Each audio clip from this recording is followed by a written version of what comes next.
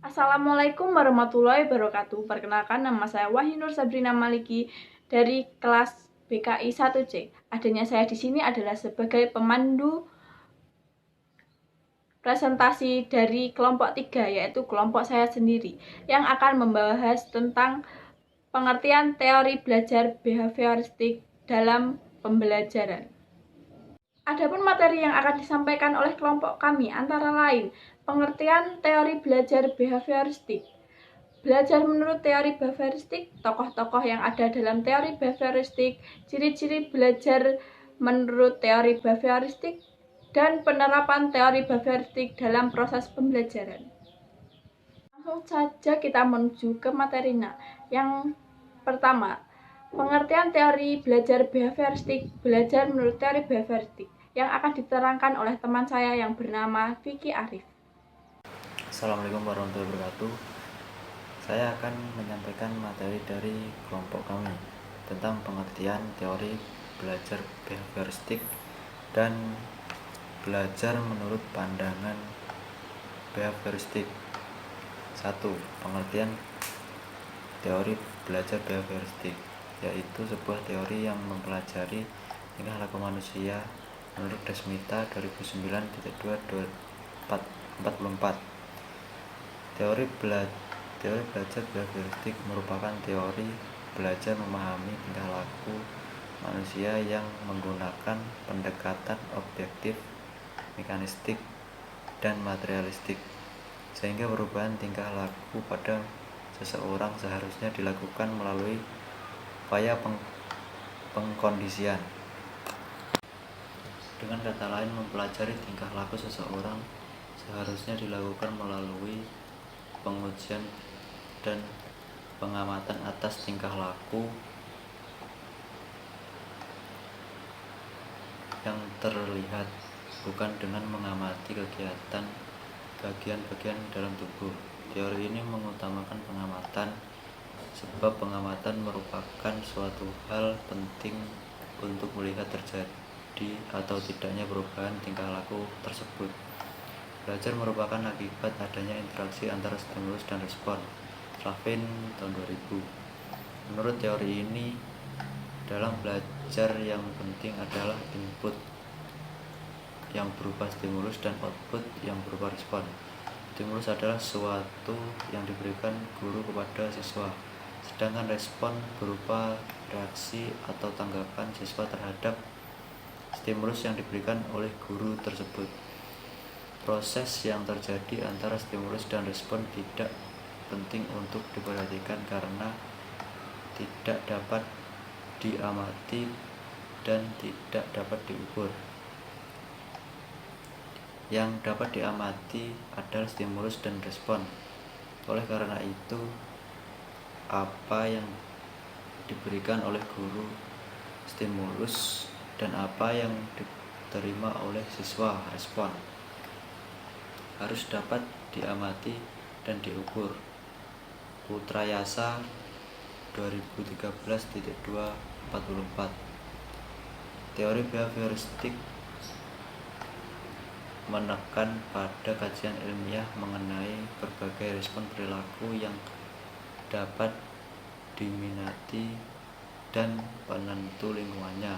Dengan kata lain, perilaku memusatkan pada interaksi dengan lingkungannya yang dapat dilihat dan diukur. Prinsip-prinsip perilaku diterapkan secara luas untuk membantu orang-orang mengubah perilaku ke arah yang lebih baik. King 2010.2.15. Teori belajar behavioristik adalah teori belajar yang menekan pada tingkah laku manusia sebagai akibat dari interaksi antara stimulus dan respon. Teori belajar behavioristik berpengaruh terhadap perkembangan teori pendidikan dan pembelajaran yang dikenal dengan aliran behavioristik. Aliran ini menekan pada terbentuknya perilaku yang tampak sebagai hasil belajar.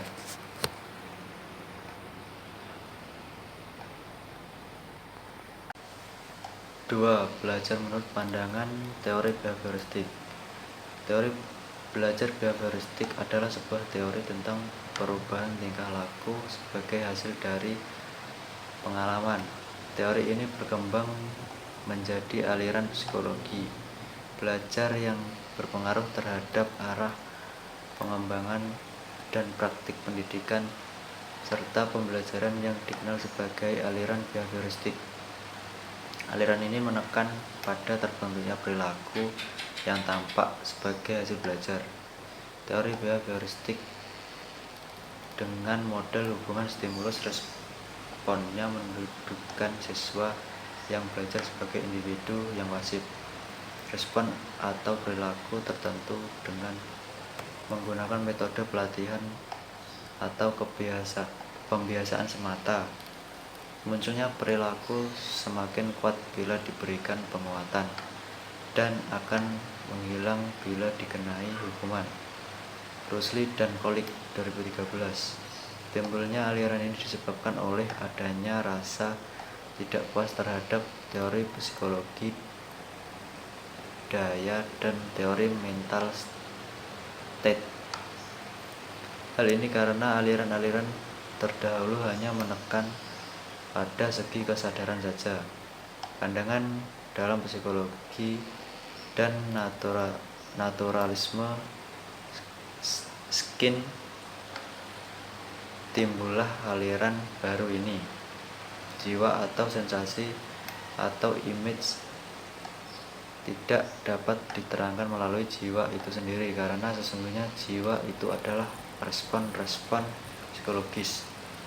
Aliran terdahulu memang memandang bahwa badan adalah sekunder, padahal sebenarnya justru menjadi titik tolak. Natural skin melihat semua realita sebagai gerakan-gerakan dan pandangan natural skin mempengaruhi timbulnya behavioristik. Dalam behaviorisme, masalah matter atau zat menempati kedudukan yang paling utama dalam tingkah laku tentang sesuatu jika dapat diterangkan. Behaviorisme dapat menjelaskan kelakuan manusia secara seksama dan menyediakan program pendidikan yang efektif. Hamalik 2008-243. Teori belajar behavioristik adalah sebuah aliran dalam teori belajar yang sangat menekan pada perlunya tingkah laku behavior yang dapat diamati. Menurut aliran behavioristik, belajar pada hakikatnya adalah pembentukan asosiasi antara kesan yang ditangkap panca indera dengan kecenderungan untuk bertindak atau hubungan antara stimulus dan respon. Oleh karena itu, teori ini juga dinamakan teori stimulus respon. Belajar adalah upaya untuk membentuk hubungan stimulus dan respon sebanyak-banyaknya. Behaviorisme merupakan aliran psikologi yang memandang individu lebih kepada sisi fenomena jasmaniah dan mengakibatkan aspek-aspek mental seperti kecerdasan, bakat, minat, dan perasaan individu dalam kegiatan belajar. Peristiwa belajar semata-mata dilakukan dengan melatih refleks-refleks sedemikian rupa sehingga menjadi kebiasaan yang dikuasai individu. Para ahli behaviorisme berpendapat bahwa belajar adalah perubahan tingkah laku sebagai hasil dari pengalaman. Belajar merupakan akibat adanya interaksi antara stimulus S dengan respon R. Menurut teori ini, dalam belajar yang penting adalah adanya input berupa stimulus dan output yang berupa respon. Andriani 2015. Behaviorisme adalah suatu studi tentang tingkah laku manusia. Behaviorisme dapat menjelaskan perilaku manusia dengan menyediakan program pendidikan yang efektif. Fokus utama dalam konsep behaviorisme adalah perilaku yang terlihat dan penyebab luar. Sekian dari saya, ada kurang lebihnya maaf. Wassalamualaikum warahmatullahi wabarakatuh. Akan membahas teori yang ketiga, yaitu tokoh-tokoh teori belajar behavioristik yang akan disampaikan oleh Mas Vicky Ramadan. Assalamualaikum warahmatullahi wabarakatuh. Pada kesempatan kali ini saya akan menerangkan tentang tokoh-tokoh teori belajar behavioristik. Yang pertama adalah John B. Whitson. Behavioristik adalah sebuah aliran dalam pemahaman tingkah laku yang dikembangkan oleh John B. Whitson dan seorang ahli psikologi Amerika sebagai reaksi atas teori psikodinamika. Perspektif behavioristik berfokus pada peran dan belajar dengan menjelaskan tingkah laku manusia. Menurut Whitson dan para ahli lainnya, meyakini bahwa tingkah laku manusia merupakan hasil dari pembawaan genetis dan pengaruh lingkungan. Hal ini didasari dari hasil pengaruh lingkungan yang membentuk dan memanipulasi tingkah laku. Manusia adalah makhluk reaktif yang tingkah lakunya dikontrol oleh faktor yang berasal dari luar. Salah satunya adalah faktor lingkungan yang menjadi menentu tingkah laku manusia. Hal-hal yang mempengaruhi perkembangan individu semata-mata bergantung kepada lingkungan. Menurut teori ini, orang terlibat di dalam tingkah laku karena telah mempelajarinya melalui pengalaman-pengalaman terdahulu. Orang menghentikan tingkah laku karena belum diberi ganjaran atau telah mendapatkan hukuman.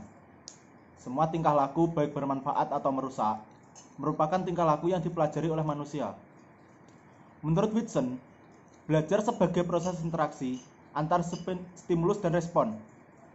Stimulus dan respon yang dimaksud harus dapat diamati dan dapat diukur. Seseorang menganggap faktor tersebut sebagai hal yang tidak perlu diperhitungkan karena tidak dapat diamati. Whitson berasumsi bahwa hanya dengan cara demikianlah akan dapat diramalkan perubahan-perubahan yang terjadi setelah seseorang melakukan tindak belajar.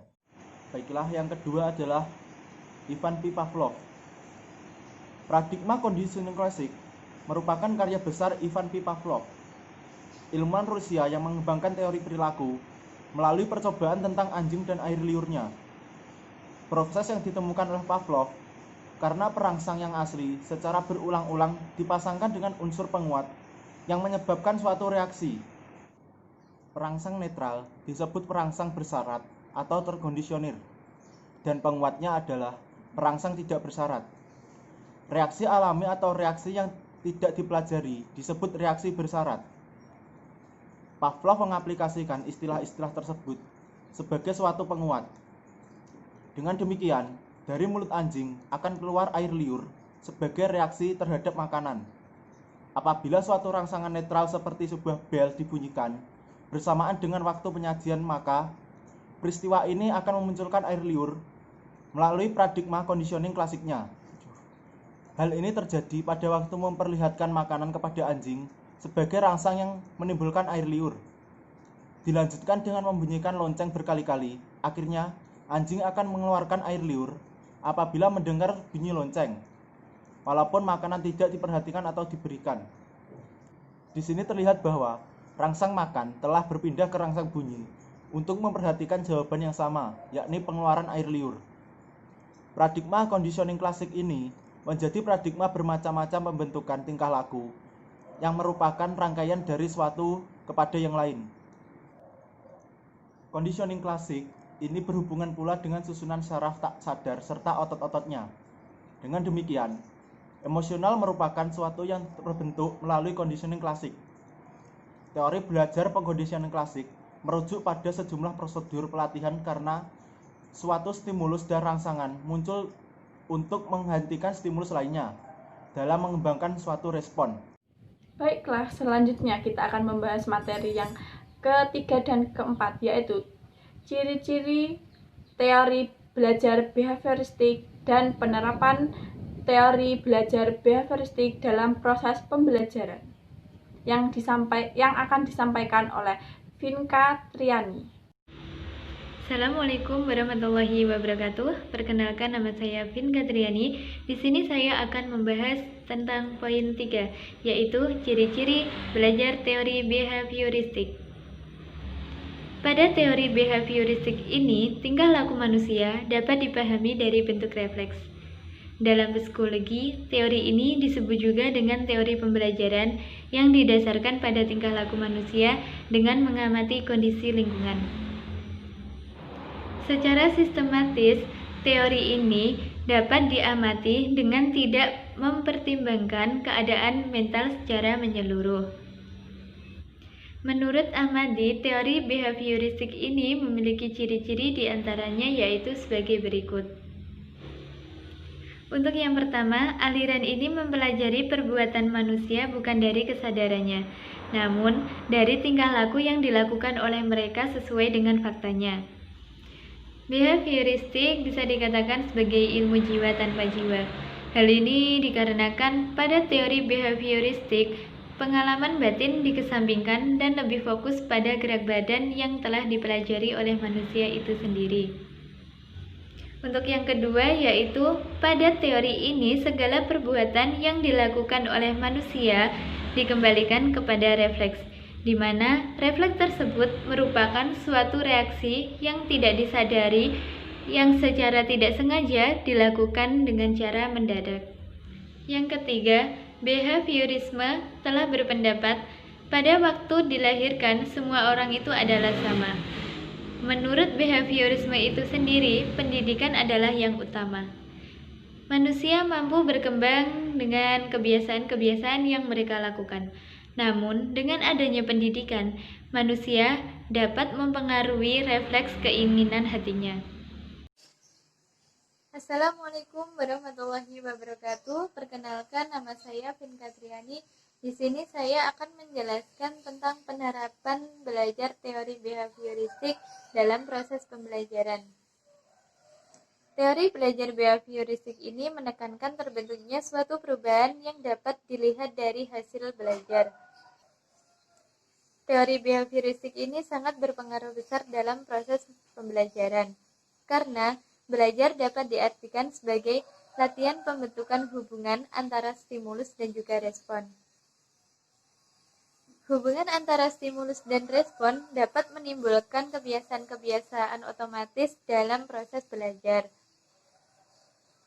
Hal yang paling penting dalam proses pembelajaran ini yaitu adanya masukan dan juga keluaran yang berupa respon.